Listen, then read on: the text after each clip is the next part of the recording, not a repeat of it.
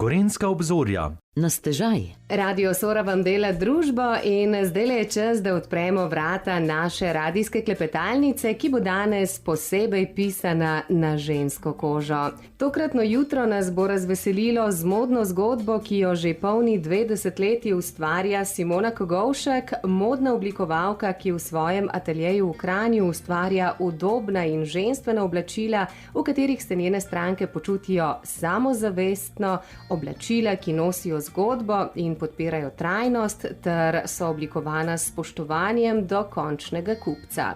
O modi, modnih zgodbah in njenem poslanstvu bomo s Simono klepetali o nadaljevanju. Pa najprej dober dan in dobrodošla v naši družbi. Kako si? Lepo zdrav, super.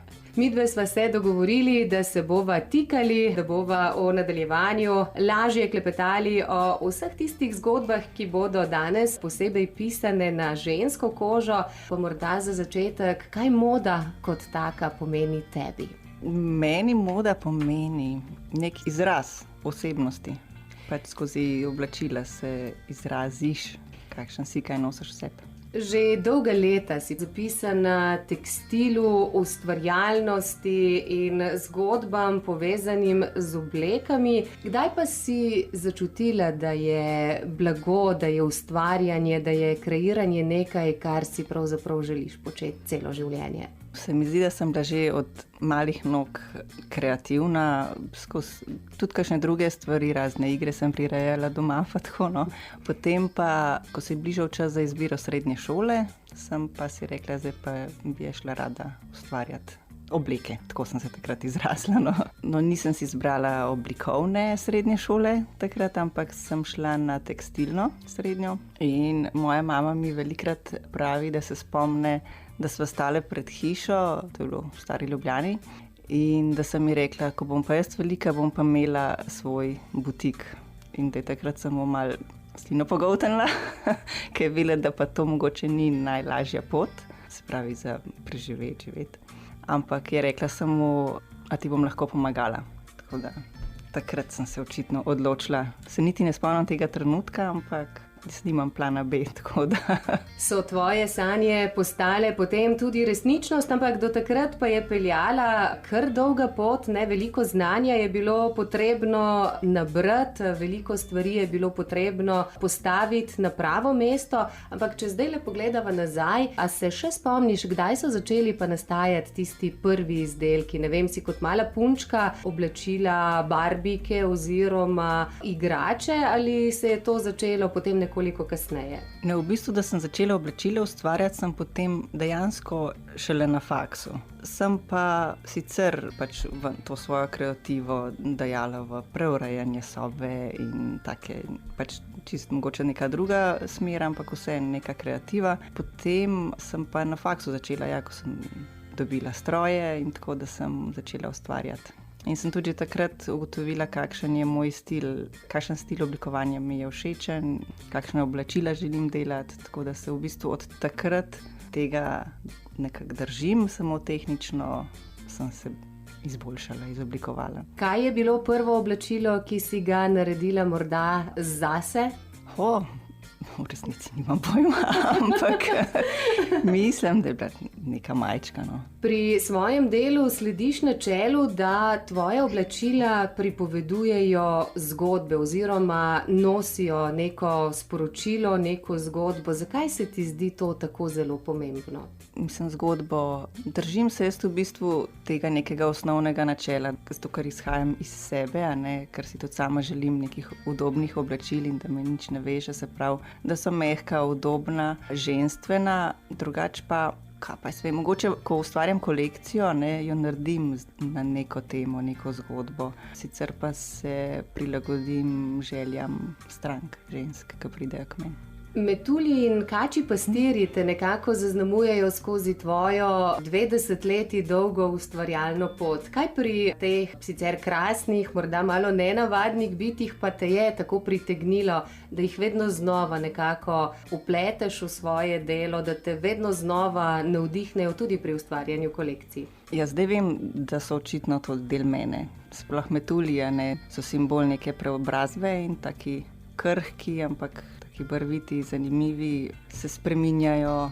Tako da tudi oblačila, ko jih pogledaš, moje oblačila oziroma moje kreacije, se mi zdi, da takoj zagledaš metulje v njih, ali kako ne rečem. Ja, izražajo to neko krhkost, to neko čarobnost, ne nazadnje ne tudi prosojnost, ki jo metulji s svojimi krili prinašajo v ta svet. Vsakič znova, ne, jih najdeš. Ja, to je v bistvu verjetno zato, ker je pač to del moje osebnosti in to prenašam v oblačila, se pravi, to je moj nek osnovni navdih, ki vedno ostaja. Potem pa glede na sezono oziroma kolekcijo pa dodajam neke nove teme, no, ampak nekako, kako se reče, bistvo je pa vedno to, no, stil bi temu rekel, no.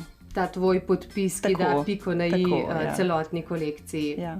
Zelo zanimiv proces je verjetno tudi iskanje navdiha, ne? Od pravljičnih zgodb do situacije v svetu. Kako te navdih najde oziroma kako se najdeta z navdihom? To, kar pride, ne vem, ali lahko sredi noči ali ob gledanju kakšnih novic, pač čist življenjsko, kadar ga iščeš, ga ne najdeš. Tako da pride vedno samo od sebe in v pravem času in pravočasno, ali kako ne rečem.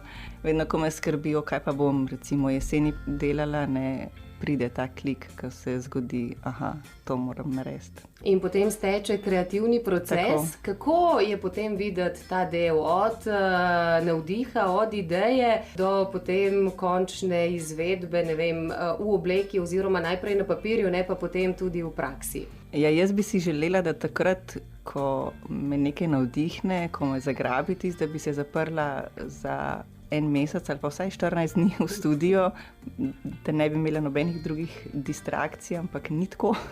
Pač, ne vem, ob 3:30 je treba iti v vrtec in se dati v drugo vlogo. Ampak ja, nekako padam v en tak, kako se reče, mindset, da razmišljam skozi o tem, ne glede na to, kaj delam, kaj bi, in se mi pojavljajo v mislih neki detajli nekega izdelka, niti ne mogoče cela silhueta, ampak neki drobci, ene slike, ki jih potem probam sestaviti skupaj. Si jih uspeš zapomniti, si jih pišeš, rišeš na papir? Najprej si jih probam zapomniti in če ostanejo, jih izrišem in potem vidim, ali so dejansko pravi ali ne, ker šele potem, ko daš iz misli na papir, da vidiš, da je izvedljivo, pa potem še, ko daš na blagone, se prefiltrirajo potem stvari. Kaj je realno, kaj ne. In postanejo kolekcije, o katerih bova govorili tudi v nadaljevanju. Zdaj pa je čas za en kratek glasbeni predah. Na stežaj. Radijska klepetalnica na Radiu Sora. Simono Kogovšek, modno oblikovalko, ki ustvarja v ateljeju v Kranju, klepetamo danes o oblačilih, ki nastajajo v njenem ateljeju, bova govorili v nadaljevanju. Tvoje oblačila so ženstvena, nosljiva in nekako brezčasna. Kako pomembno je za vas oblikovalce, ustvarjalce to, da je pravzaprav oblačilo nekaj, kar traja in ne, če rečeva muha, enodnevnica? Ja, v osnovi že zaradi trajnostnega razloga, čeprav ta beseda trajnost je že tako izkoriščena zdaj, pač čisto zaradi okoljskih plus, kaj se jim ne oblačila delamo res dušo in srcem, ne morajo biti za eno sezono ali pa za en moment. Je prav, da se nosijo, tako, da sijejo, ne, da izražajo človekov karakter. Tako. Zdaj, tvoji modni kosi so kot kameleoni, lahko rečeva, ne, večni, uporabni za vsak dan, z nekaj modnimi dodatki pa se spremenijo tudi v večerne svečane obleke. Je kar izziv, ne, narediti nekaj takega, kar lahko oblečemo v trgovino, za na sprehod, pa hkrati za nekakšen gala dogodek. Ja, jaz imam že v osnovi to v mislih, ne? Razen če pride gospa do mene z željo po poročni obleki ali pa tako, da je nek namen, potem se vseeno osredotočamo na tisti dogodek. Sicer pa gledam tako, da bo s spremembo stylinga, z drugimi čevlji, z drugimi dodatki, mogoče kakšno jakenco, drugo lahko ponosila za več različnih priložnosti. Pri svojih izdelkih pa se trudiš, da so tudi čim bolj domači, če se da slovenski, če ne čim bolj evropski, ne, tudi to je pomembno in neke vrste tvoj podpis, ki doda težo izdelku.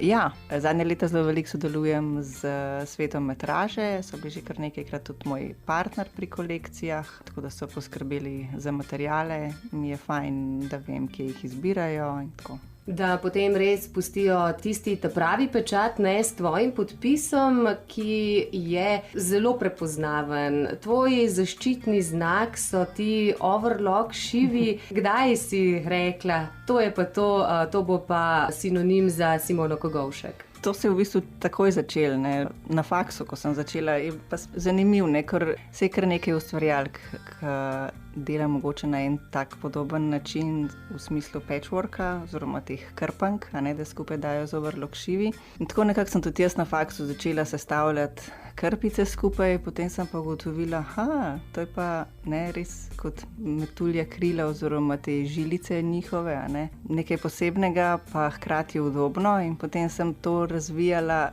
toliko časa, da sem hotela malo prebiti ta tabu oblačil s temi overlock šivi prešitimi, da to ni kar tako ena krpanka, ampak zelo lahko oblikovno lepo izpade in z neko večjo vrednostjo. In tudi sama uspeš skombinirati vse vrste različnih materialov, od čipke do bolj kompaktne tkanine. Tudi to je res svojevrstno sestavljanje različnih delcev in poseben izziv.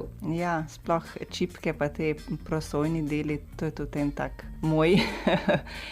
Če mi prepustijo roke, recimo stranke ali pa kolekciji, itak so obvezno neki odprti hrbti s čipko, s prosojnimi delci, ker se mi zdi to tako ženstveno na en tak okusen način. Pa nekaj svetlečega za zraven, ne? Ja, obvezno. Ne gre brez svetlečega.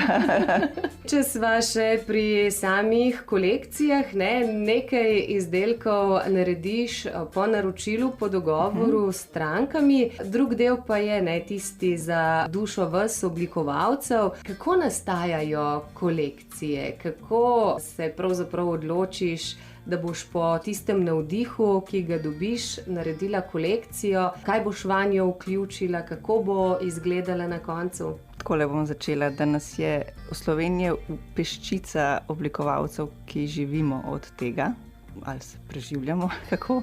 To pa pomeni, da moraš paziti na to, ali so oblačila nosljiva, ali se bodo prodala.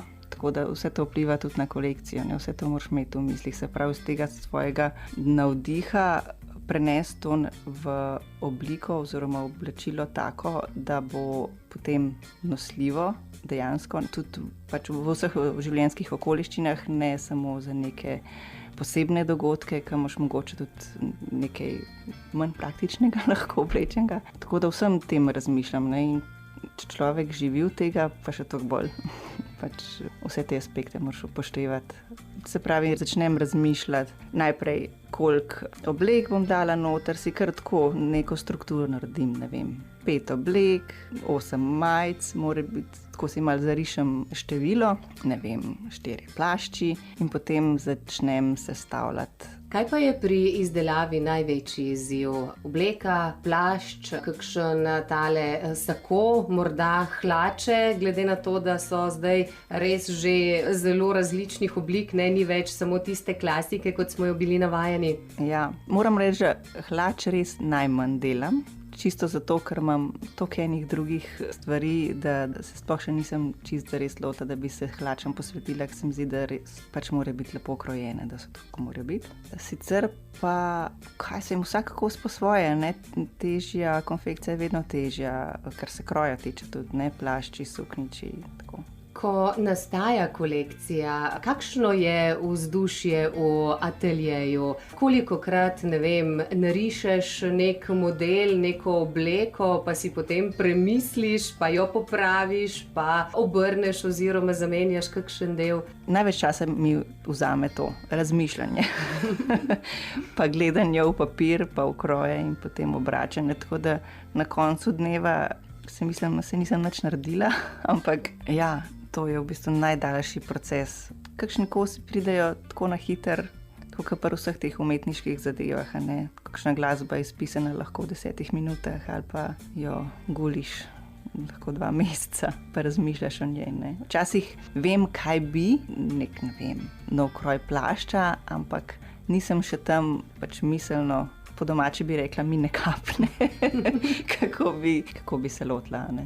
Kako pa je potem z izbiro samih materialov, s kombinacijami, glede na to, da delaš z različnimi materiali, da delaš, kot sama praviš, ne krpanke oziroma mozaike? V prvi vrsti mora biti tehnično kompatibilni, ne? Se pravi, da so elastični, pa čist tehnične specifikacije, koliko je elastana, kakšna je sestava, da grejo skupaj, pa seveda na kakovost, gledam. Pa potem barve, da niso preveč ekstremne, ali si pri teh kolekcijah večkrat drzneš skombinirati tudi kaj takega, kar morda na prvi pogled ne bi šlo skupaj, pa potem vedno odlično izpade, ne, kot vidimo na fotografijah. Tudi čeprav se mi zdi, da ko sem začenjala svojo pot, sem bila res zelo barvna, ni bilo črne barve, zdaj je pa vedno več, oziroma grem težko v neke zelo barvite kombinacije. Tako da se vsako, zdaj tako obdobje, pomlad, poletje, mi je v bistvu kar težko se spraviti nekaj takih kosov narediti malo bolj pisanih, ker vem, da jih pa ljudje pričakujejo, ampak sej jih naredim, ampak se mi zdi, da sem pa jaz vedno bolj umirjena. In pa, ko človek dela iz sebe, je težko nekaj tako divjega narediti, kar se barvnih kombinacij tiče. Ampak izdelki pa ostajajo s tvojim podpisom, s tvojo dušo zapisani večni klasiki in eleganci. Več o njih pa bova rekli še v nadaljevanju. Sorina radijska klepetalnica na stežaj. V družbi Simone Kogovšek, modne oblikovalke, ki je že od malih nog vedela, da bo imela svoj butik, ostajamo na valovih Radia Sora. Če zdaj pogledaš nazaj, tvoje preroške besede mami takrat so se uresničile. Kako ponosna pa si na to, da si kot ne nazadnje mlada ženska upala stopiti na pot, ki je precej negotova, precej stresna, ampak po drugi strani ne pa verjetno tako zelo ti, da drugače že ne bi moglo biti. Sej človek mora sam sebe kar malo spomniti na to, kaj vse je že dosegel. Ne? Tako da jaz kar malo pozabljam, pa si včasih mislim, pišu, kaj vse, še vedno sem tam, pač ne morem reči, da bi zdaj lahko lagodno živela do konca svojega življenja, oziroma da je neka sigurnost tukaj, ne? Ker ni. Ampak potem pa se ozreš nazaj, recimo lani, ko sem praznovala 20 let in za ta namen naredila tudi večji dogodek. Se prav spomnim momenta, ko sem pomislila, tole zdajle se zame pripravlja, kaj vse sem že, pa koliko ljudi je prišlo v mojih izdelkih oblečenih, in pa sam sebe začneš opominjati, koliko si že veliko dosegla v resnici. In kaj pravzaprav vse imaš pokazati? Tudi takrat lahko to vidiš, ko kakšna od strank pride oblečena v kakšen tvoj izdelek izpred let. Nekje sem prebrala, da ti je včasih kar malo nerodno ob tem. Ravno včeraj je bila ena gospa pri meni, prišla po neke nove kose in je rekla, ravno sem menjala zimsko pomladno, se pravi menjala omaro. In je rekla, da ima zdaj že kar eno polovico omare mojih kosov, ki rabijo svoje mesto tam. Mislim, velikrat mi rečejo takole, koliko imajo že obešalnikov doma mojih, pa mi rečejo, to je že 15 let nazaj, mene je pa kar strah. Mislim, čisto iz tehničnega vidika, se pač vedno ustvarjam nekako v enakem stilu, samo seveda se izboljšuješ, Mislim, bi bilo grozno, če se ne bi. Ampak če izdelek zdrži 15 let, je to tudi neka zgovorna dobra ocena. Ja, se je. Če sva zdaj že pri strankah, ki se z veseljem vračajo, kako pa poteka potem samo delo s strankami? Pridejo stranke k tebi že z izdelano idejo, kakšno obleko si želijo, morda dobijo navdih tudi pri kakšnem izdelku, ki ga lahko občudujemo na tvojem Facebook profilu? Tako, ko vidijo na omrežjih objave, da bi prišle potem prav svojo idejo, niti ne že vidijo prej moje izdelke in potem ali mi pokažejo prav po slikci, kakšen kroj bi si želela in določimo barve, kaj bi pristajalo njihovi postavi. Tako se malo pomenimo o kakšnih hibah, ki ima vsaka ženska svoje poglede nase, kljub temu, da mogoče jaz vidim drugače. Tako da priredimo nekak kroj pa model na postavo njihovo. Kako drzni pa si upamo biti pri oblekah Slovenci oziroma Slovenke? Mislim, zdaj, če jaz sklepam po svojih strankah bi rekla, da si kar upajo biti drzni, ne? Mislim, kaj je to drzno v resnici. To, kar je zame drzno ali pa celo predrzno, pač takih oblačil ne delam. Ko bi rekla, poskušam vedno tako narediti, so oblačila atraktivna, ker mi to zelo tako ženstveno, pa se mi zdi, da je fino, da se ženska tako izrazi, ampak z nekim okusom. Če pa tako nasplošno gledam, ženske v Sloveniji, se mi pa zdi, da si ne upamo biti tako drzni. Oziroma zdaj je itak ratov in nek, kako se reče, ena štampa. Pač, da so vsi po istem kopitu skoraj oblečeni, ne? Ni več takih, ki si upajo izstopati. Da bi z oblačili znali izraziti tudi tako, sebe in svoj karakter. Tako, ne? Ja, tako. Za vas pa je to zagotovo poseben izziv, ne? Ko pride stranka na posvet, ko se odločate, naj si bo v obleki za posebno priložnost ali pa za vsak dan. Ja. Kako morda tudi opogumiti stranko v tem primeru, ne? Da pa poskusi nekaj novega, pa to potem tudi večkrat obleče, ne? Da imamo potem en kup kosov, ki so lepo zloženi v omari, žal pa se ne vidijo. Vedno predlagam, ker je tudi tako, se mi zdi najbolj smiselno to, ko so že prej rekla, da je kos narejen tako, da ga lahko obleče v različnih življenjskih situacijah. Ne? Tako da, če recimo naroči neko obleko za nek dogodek, ne? Da je to en izgovor ali pa razlog, da pride k meni, ne? Narediva tako, da v bistvu najprej narediva styling s to obleko za ta dogodek, ne vem, s petami, z dodatki, z nakitom. Potem pa ji tudi povem, kako bo lahko to obleko nastilirala, ko bo šla v službo ali pa za neke druge, ne vem, družinske dogodke mogoče. Pa tudi recimo v hladnejših dneh, ne, da se da spodaj nekaj tako iz teh mikrovlaken, ker je prav druga koža, ne, majčka in čez jakanca. Tako. Pa različne stile, da se da kombinirati, ne vem, na tako nežno čipkasto obleko, da lahko s njeno jakno in pride malo bolj tak. Malo bolj divji stil. Tako, kako lahko z eno obleko pravzaprav pokažemo naš karakter, od tistih veselih do tistih bolj drznih, včasih celo predrznih. Tako. In da gre ravno tako na sopedice kot na pete. Ne? Veliko sva zdajle govorili obleke, pa plašči, pa jakne, pa ženske, pa stranke, ne? Ti si ena taka oblikovalka za ženske, ki pa včasih skoči tudi v svet moških, ampak tam praviš, imaš pa več treme. Zakaj so moški drugačen, morda bolj zahteven izziv zate? Ja, to se je zdaj nazadnje zgodilo res za Božič, ko mi partner rekel, da mu naredim nekaj majic.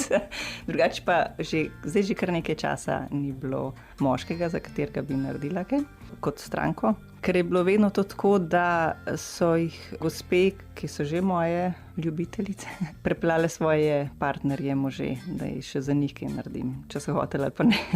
Tako da kakšno majčko pa tako sem jim naredila, sicer pa res ne. Zakaj mi je bolj zahtevno? Zato, ker mislim, se mi zdi, da bolj vajo točno, kako pa kaj bi, ne preveč tega, ne preveč tako, in se mi zdi, da me kar malo omejijo, ker moj stil pa je, ne, bleščeče, različne teksture. Tako da že recimo primer mojega partnerja je, ne se moram tudi po prstih malo udariti, da ne pretiravam. Z bleščicami verjetno. Tako, ja, in različnimi teksturami preveč, ne. Tako. Je pa to vsekakor zanimiv izlet, ne? Malo izven cone udobja. Absolutno.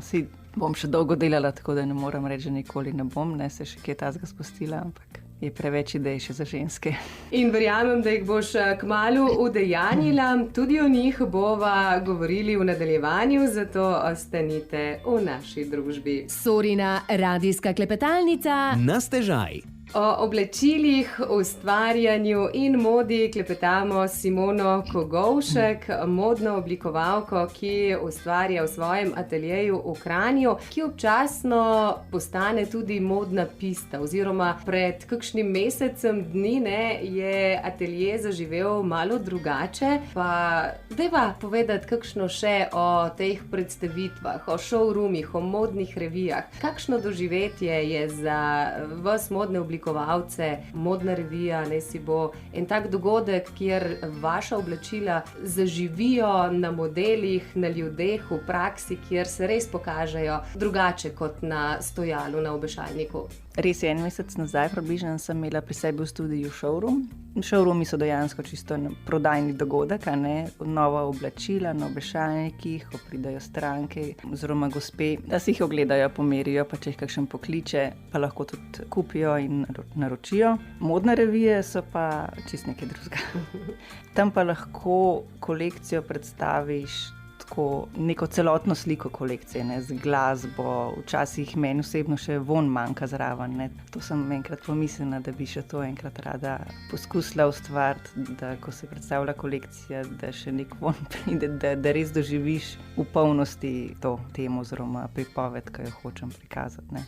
Da tudi von prikliče potem ne spomine. Tako, ja. Se pravi, opcija za predstavitev kot modno revijo je pa Ljubljana Fashion Week vsako jesen. Mislim, da bo letos tudi oktobra. Tam pa v bistvu si glede na temo, ki si jo zberem, ki jo želim predati naprej, ustvarim kolekcijo, izberem si glasbo zraven, ki tudi nekako poskrbi za neko vzdušje. In zadnji lanskoletni je bil še posebej zgovoren, tako z oblekami kot s sporočilom. Zgodbo upanja v današnjem, lahko rečemo, zelo nepredvidljivem svetu.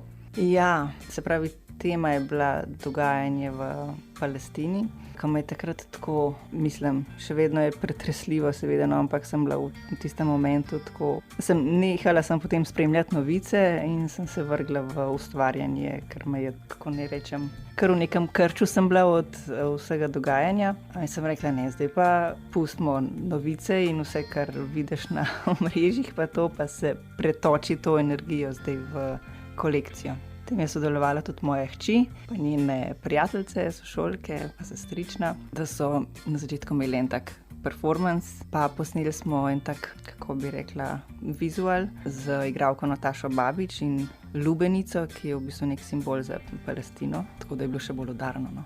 In sporočilno, da kljub vsemu upanje ostaja in živi ter prinaša tudi takšne lepe zgodbe, ki so jih pa predstavile tudi ženske, ki tudi same pripovedujejo zgodbe s svojim življenjem in svojim odnosom do sveta. Kako pomemben pa je izbor modelov pri predstavitvi posamezne kolekcije? Zdaj, tako je, da pri Ljubljanskem Fashion Weeku naredi izbor organizator oziroma sodelujoči tam. Pri svoji obletnici za 20 let, ko sem za svoj dogodek, sem pa punce izbrala sama, plus povabila še nekaj obrazov, ki se mi zdi, da znanih obrazov, se pravi, ki pa so ženske, ki jih občudujem in ki se mi zdi, da so jim moja oblačila pisana na kožo zaradi njihovega karakterja. Kako bi rekla, pri modelih, a ne profesionalnih, je tako, da bolj gledaš, kako bo določeno oblačilo oziroma nek outfit šel k njenemu tenu in tako, ne. Ko pa delaš za neke druge, recimo zbrala sem Leo Cok, Natašo Naneva pa Majo Martino Mrljak, sem pa gledala na njihov karakter, kakšno oblačila jih bom dala. Tako v bistvu kot pri strankah, ne. In zagotovo je tale dogodek ob 20-letnici kariere v muzeju oblikovanja v Ljubljani napolnil dušo, pa dal ustvarjalne energije za vsaj novo desetletje, če ne naslednji 2. Ne vem, če je čistko, ker se to hitro vračajo stvari, da seveda pač to ni edina moja vloga v življenju, je v bistvu v prvi vrsti to, da sem mami, ne. To, kar si verjetno hotel vprašati. Kako ti šofiram, ja. Usklajevati vlogo mame, podjetnice, oblikovalke, ustvarjalke, taksistke in vse ostalo, kar ne pač pride življenje skupaj. Ja, šofiram med temi vlogami, ne. Je pa tako, da kar se oblikovanja tiče, nimam plana B. To je to, kar želim početi. Pa verjetno bom to počela do smrti. Je pa vse na prvem mestu vloga mami, pa ne tako klišejsko, ampak vidim že potem, kako izbiram oziroma kako si prioritete postavljam, ne, pač ob 3:30 zaključam in popoldne sem mami in težko se je z mano zmeniti popoldan za kakšno uro. Mislim, nek termin v studiu, tako da ja, Kako pa otroci? Ponavadi so ti najbolj radovedni, z velikim veseljem sodelujejo, tudi pomagajo, ustvarjajo. Prej si že omenila, hči je sodelovala na enem od dogodkov. Kaj pa ostala dva? Pokažete kaj zanimanja za mamino delo? Ne, v resnici. Mislim, tudi Olivija jo zanima ne toliko, da bi ona se s tem ukvarjala, oblikovala oblačila, ampak je bolj v nekih igralskih vodah, plesnih, na ta način umetniška.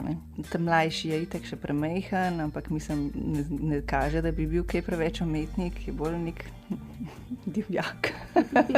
Starejši bo pa mogoče mi pri kakšnem trženju ali pa kot nek ekonomist mogoče bolj, da ga bo zanimala mogoče pomoč pri mami. Omenila si že trženje. Najboljša reklama je tista, ki gre od ust do ust in pri tvojih strankah je to, lahko rečeva, kar en tak spontan proces. Ja. Z velikim veseljem te priporočajo naprej. Kaj ti to kot ustvarjalki, umetnici, ne nazadnje tudi podjetnici pomeni? Ja, največ oziroma še več je pa to, da se potem vračajo, da ne pridejo samo enkrat, ampak pridejo po še. Tako se je tudi moj krog dejansko začel v Stari Ljubljani v Sobici. Moja prva stranka je bila Metka Kejžar, takrat sodelavka od moje mame, in od nje je šlo naprej, se je začelo omrežiti. Za njo sem naredila prvih nekaj kosov, me je prav presenetila, da je rekla, boš za mene nekaj ustvarila, in potem se je kar širila mreža. Dan današnji, v času hitrega tempa, ne nazadnje tudi hitre mode, verjetno večkrat dobiš vprašanje, zakaj je investicija v en tak dober, kvaliteten, casual kos, ki zdrži desetletja, res dobra naložba. Zdrži desetletja, to je prvo. Zato je tudi smiselno si izbrati takega, ki lahko nosiš na različne načine, čist zaradi okoljskih vidikov, pa da investiraš v nekaj, kar si res ti. In če zdaj le pokukava v tvojo omaro, ne bom vprašala, ali kdaj stojiš pred njo, pa se sprašuješ, kaj obleči, ampak morda kateri kos iz tvoje garderobe, iz katerekoli tvoje kolekcije pa je tebi najljubši? To je pa prehodni plašček. Za ta kos pa dam res roko v ogenj.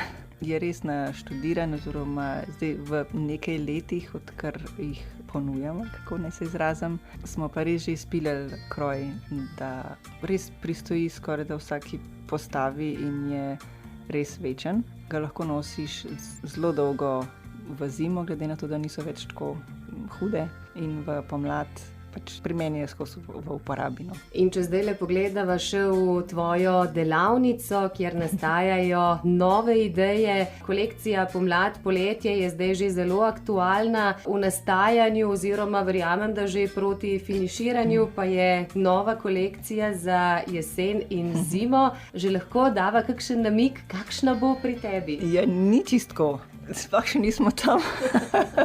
Ja, saj v mislih jo imam, tudi točno že vem, kaj bom počela, čeprav sem se velikrat tudi že zarekla, pa sem potem spremenila. Ampak v resnici začnemo, nisem toliko velika, da bi toliko naprej delala. Tako da v avgustu se začne potem dejansko delati prvi kosi, se pravi v avgustu, če bo potem izdana na Fashion Weeku v oktobru. In potem bo kar nekaj ur presedenih za šivalnim strojem. Si kdaj računala, koliko ur v življenju si že presedela za takšnimi in drugačnimi stroji? Ne, nisem, ker potem bi tudi ugotovila, koliko bi si mogla še kaj priračunati zraven. Največ časa bo vzelo to razmišljanje, tako kot smo prej rekli. Zašito v končni fazi, ko enkrat veš, kako točno in kaj je, najprej več časa porabiš za risanje krojev, pa te poskusne momente, da vidiš, ali gre tehnično, ali bo v redu ali ne. Mi se že veselimo novih zgodb, ki prihajajo. Do takrat bomo uživali v teh, ki so že žive in ki jih lahko vidimo tudi na družabnih omrežjih ali pri tebi tebi v ateljeju v Kranju. Kako in kdaj te lahko obiščemo, pa vidimo oblačila tudi v živo, pa ne nazadnje tudi pomerimo, da vidimo, kako pašajo na nas in naše telo? Ja, načeloma sem jaz v studiu vsak dan od 7:30 do 15. ure. Je pa tako, ne, da sem deklica za vse, tako da če se kaj zgodi v vrtcu ali pa v šoli, ali pa če moram po material, takrat me ni. Tako da je vedno fino, da me pokličejo, da me kontaktirajo, mi pišejo, pa se dogovorimo za nek termin. In verjamem, da bo zanimivo priti, doživeti oblačila Simone Kogovšek v živo. Midve pa zaključiva morda z eno popotnico mladim. Sama si že 20 let na uspešni podjetniško-ustvarjalni poti, kot si že rekla, še dolgo bo tako, ker idej ti ne bo zmanjkalo. Kakšen nasvet pa bi dala, ne vem, mladim danes ali pa morda sebi pred 20 leti, ko si stopila na to pot? Zakaj si upati vsaj poskusiti?